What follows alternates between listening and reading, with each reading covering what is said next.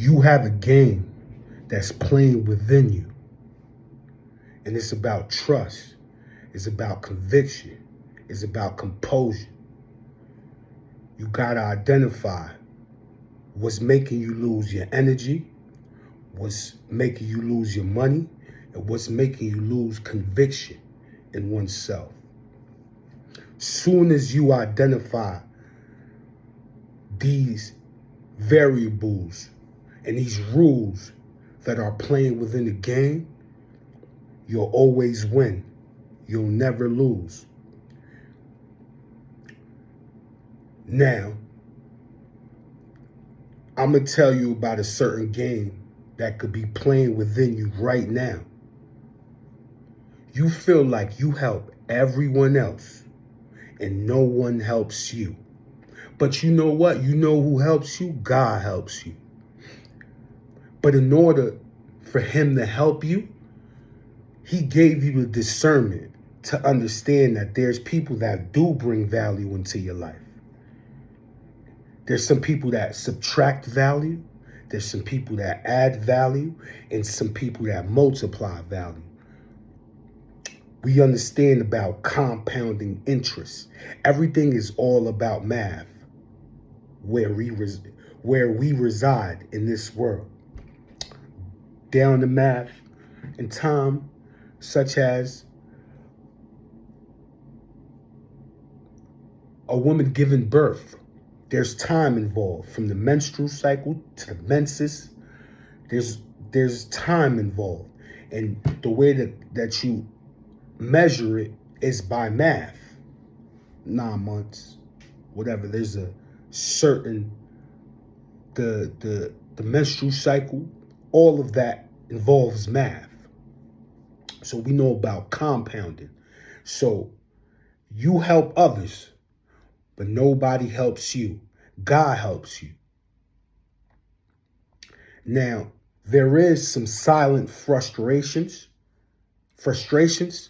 that can take away from your conviction because you haven't addressed them and you haven't stopped it in its tracks. Now, for the people that subtract value, this could be by them coming in, affecting your environment in a certain way. And you not sitting down with these individuals and being truthful and being blunt enough to tell them like, yo, look, I helped you this much, but this doesn't add value or is not helping me get to where I want to be. So I'm going to have to disassociate myself from you. The people that add value, this could be by anything they do. They can support you without you even knowing. And it compounds. It might be little things that they do within your journey that gives you a boost. You gotta learn how to identify these people and keep them around. Vice versa. You have to be able to give value as well. Now, the people that multiply can give you positive encouragement. The necessary encouragement, even if you don't feel like you deserve it. They just give you that and they give you a boost and they enhance you. And it compounds. So everything compounds. And I want you to understand that because these are the blind spots within this game that can affect you or help you. And along those lines, there's composure. When you notice these things, you have to be able to take note and take care of it. This could be a good sign of a leader, composure. When things are going right, when things are going wrong, they're emotionally flatlined. Because they have to keep their heart and their vision. Obstacles become opportunities. When things go wrong, they can logically They could approach it logically with strategy because they've been there before. These are signs of a leader. But this is an inner game because they aren't boggled down by other thoughts and emotions. They've been there before. Emotions could cost you money and energy and even conviction because it's not that you feel too much by being pure.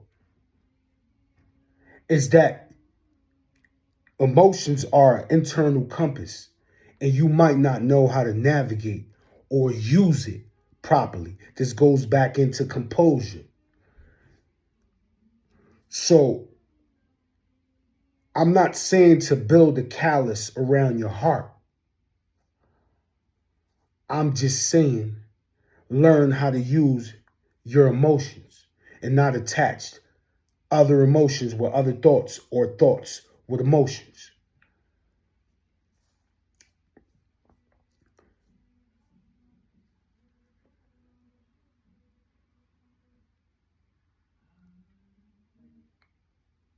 See, that's also stating that I'm also stating that emotions is not a loss of spirit within you. It's a presence of mastery. You did this before. And I feel like a lot of our people, we this is what you call spiritual warfare. Because the spiritual is all about the emotions, the game that's playing within you. So don't be callous, but learn how to keep your composure. Develop a system. Work on yourself. Become something in order to keep your composure. To let the universe know that you done did this before. Be grateful for where you are. Don't get so overly excited and don't spiral down so far. It's not a loss of spirit. This is what keeps your money flowing and your energy flowing. No energy leaks. Like my boy Hove said, Tombstone Red, he was holding no leaks. No leaks. Occupy your space fully. We could also get into trust versus what? Conviction, trust, and conviction. The definition might be close, but see, like trust has a word in it. Rust. See, trust is not something that you do one time like balance. This is something that you continuously do or seek, like peace. Find peace in everything. Some people are in the pursuit of happiness. Some people are in the pursuit of peace. Like my wife. This is aside from that. My wife came and we was having a conversation while we was cooking, and she said, "You know, there's something about you. You know about you." She said, "You need to laugh more." And I'm like, I do laugh. I'm smiling within the game I'm playing inside of me. There's a game that's going on within this outer world that I'm laughing about hysterically. I'm smiling on the inside. She said, "You need to laugh more. Take life too serious." My response was, I never seen like a person who does that like all the time, who's too high or too low. I'm talking about that. Who's always laughing, who's always joking around, be stable in anything. I'm talking about emotionally stable, finances. And she was like, yo, her reply was like, yeah, you know, some people that are like that are emotionally hurt on the inside. And I'm like, that's exactly my point. I love to laugh. And people who know me, I'm a joker. But it comes a time where you have to fully understand yourself and see where that's going. Like, me being like that didn't compound nothing but unstableness. This is trust now, like a bridge. Do you trust to cross it? But trust is something that you have to trust yourself. You have to have more than that. You have to have conviction. Now, trust has a word in it. It's called rust. Why would that word be in there? Because you continuously have to work on trust. Trust requires involvement. Trust requires maintenance. Trust requires protection. Like, you have to, on metal, there's rust to the road, right? You have to have rub a protective oil on it. Keep it dry. Keep it dry, man. Just keep it dry.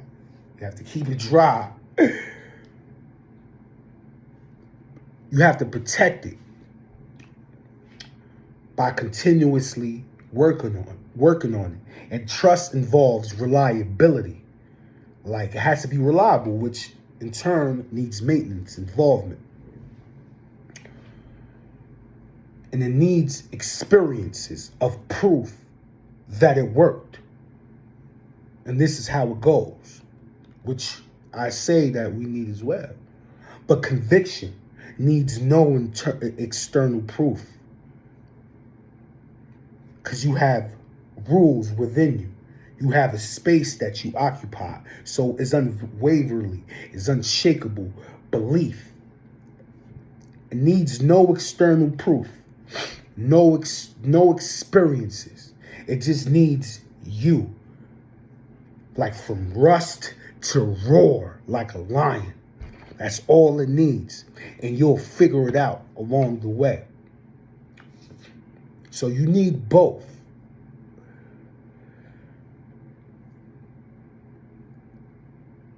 See, conviction and trust. Like, trust can stop you in your tracks because you need proof. You need certainty. But if you do this thing, because nothing is perfect. But like humans need certainty of proof, experiences of this working. But if you keep doing that, then that only creates stall every time. There is angels in hesitation, but the angels have to grow. Because if you hesitate, there's a speed or velocity where you have to act fast. Even if hesitation occurs, there's an angel right there. And all you got to do is be present enough to identify that he's telling you the next move, or she, or that thing, that principle, that universal principle. Just sit there and do it. But this is where some stall. And stalling leads to, like, not doing, or entropy. So we could get into stalling, like, because then that is just like fear. And fear is vague. You gotta understand fear and be so clear on what you fear. We all have fears. But soon as you understand them and know what that presence is,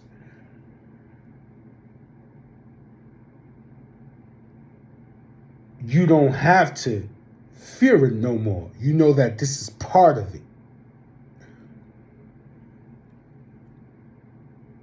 Had a conversation with my brother. It's just like, you in the dark, all you got to do is worry about your next step. Fear is worrying about the outcome of it, not the journey of it. Fear is vague. How? This is the inner game we talk about, the inner game within you. You could say you're afraid of heights. Are you afraid of heights? Are you afraid of the most elevated version of yourself? Where you looking down, you might feel or fear that you're more superior than others by being so elevated. So you stoop down to play in their arena instead of creating your own coliseum. This could be a subconscious, deep-rooted fear. When you just say, yeah, I'm afraid of heights. It might not just be heights. You might fear your most elevated version of yourself because you have to fully occupy and take accountability to walk and occupy that space and continuously do it. And that requires a lot of responsibility. Inner game that we're talking about. So fear is kind of vague. It might stall you, stop you in your tracks. And this leads to escapism. Escapism, something simple as you set out to do something. And this is the inner game. This is how the mind works. Like a full body yes. It might not be a full body yes. Because there's thoughts that want emotions attached to it so it could create your reality. So this fear could create a stall, hesitation, creates escapism. So you might set out to do something today on your to-do list, but then right before you do it, it says, oh, I got to go run some errands real quick and do this so I could do that. That's a form of escapism. Are you afraid of doing things that are hard to you, that you don't know the outcome of? Remember, I told you, just take a step. That's all you need to know is your next step. You want certainty. You want proof. Develop some conviction. This is in order to, there is prerequisites. You have to take inventory of your beliefs, your fears, your subconscious values in order to become the person that could yield to your assignment. So, escapism.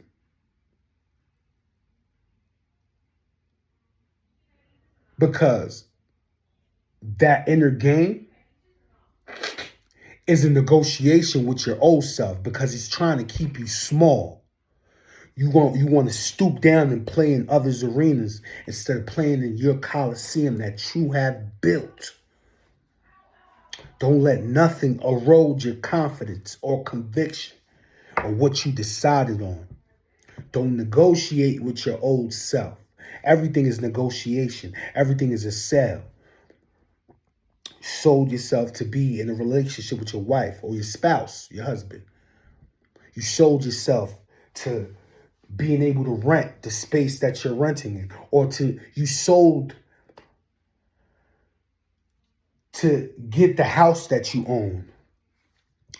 But don't negotiate with your old self because it's trying to play you small. This is the internal game that leads to spiritual warfare that makes you lose money and energy and conviction, which is detrimental in the long run. Yeah, my right side is really swollen. It has some dental work. I think I said that before. I'm just trying to let y'all know that I don't look this funny all the time. I am handsome. It's just,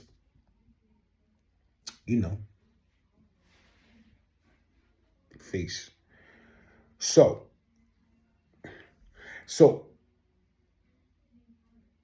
how much longer will you refine others before you refine yourself? And that's the question that And I want you to take time, if you have to come up with a clear answer. Because this inner game,